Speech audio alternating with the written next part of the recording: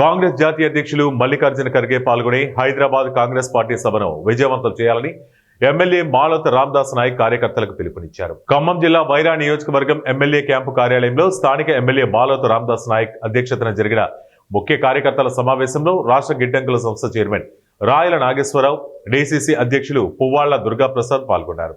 ఈ సందర్భంగా వారు మాట్లాడుతూ ఈ నెల 4న గ్రామస్థాయి నేతలతో హైదరాబాద్లోని ఎల్బీ స్టేడియంలో ఏర్పాటు చేయబోయే బహిరంగ సభను జిల్లా మండల స్థాయి గ్రామ శాఖ అధ్యక్షులతో సహా అందరూ పాల్గొని సభను విజయవంతం చేయాలని పిలుపునిచ్చారు. గ్రామ శాఖ పార్టీ అధ్యక్షులతో ఈ దేశ కాంగ్రెస్ పార్టీ అధ్యక్షుడు ఈ 100 సంవత్సరాల్లో ఎప్పుడూ మాట్లాడిన పరిస్థితులు లేవు.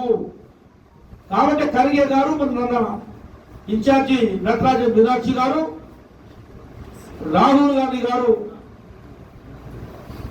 ఏదేమైనా బీజేపీ ఇవాళ చేస్తున్న తప్పుడు విధానాన్ని, నియంత్రిత విధానాన్ని కట్టడి చేయాల్సిన అవసరం ఉంది.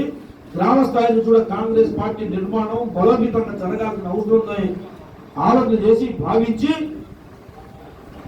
నేనే గ్రామ శాఖ అధ్యక్షులతో మాట్లాడతా, నేనే మండల కాంగ్రెస్ ప్రెసిడెంట్లతో మాట్లాడతా, నేనే మాజీ ఎంపీపీలు, మాజీ ఎంపీడీసీలు, ముఖ్యులతో మాట్లాడతా అని చెప్పేసి ఈ దేశ కాంగ్రెస్ పార్టీ అధ్యక్షుడు ఖర్గే గారు నిర్ణయించుకొని